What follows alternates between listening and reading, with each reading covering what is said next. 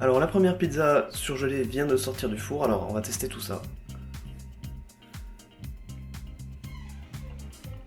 Alors, au niveau du goût, ça ressemble à peu près à une pizza classique. La pâte est assez épaisse et plutôt moelleuse.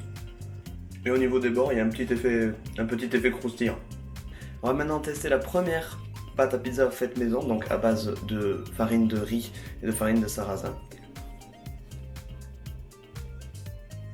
On est comme sur la première sur une pâte assez moelleuse. Au niveau du goût et de la texture, ça ressemble pas mal à la pâte surgelée. C'est normal parce qu'il y a quand même quelques ingrédients en commun, notamment la farine de riz. Et on sent aussi le goût donné par la farine de sarrasin. Avec des bords bien croustillants. Et enfin, je vais goûter la troisième pizza avec une pâte à base de chou-fleur.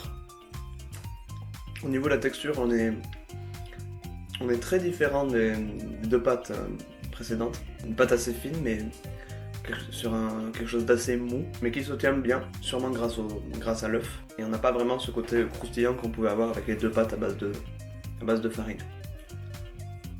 Moi qui ne suis pas particulièrement fan du chou-fleur, on le sent quasiment pas. Et on a un goût assez proche d'une pâte classique en fait. Maintenant qu'on a goûté tout ça, on va pouvoir parler un peu temps de préparation et prix de chaque pizza. Pour la première pâte à pizza surgelée, forcément, il n'y a aucun temps de préparation. Et au niveau du prix, elle m'est revenue à 5$. C'était la seule disponible à Métro.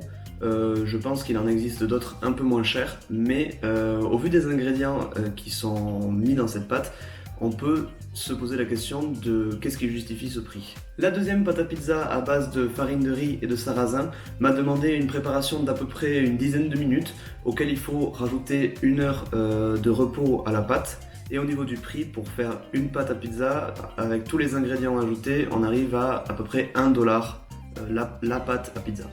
Et enfin, la dernière pâte à pizza à base de chou-fleur m'a demandé à peu près 30 minutes de préparation. Et au niveau du prix, elle m'est revenue à presque 6$.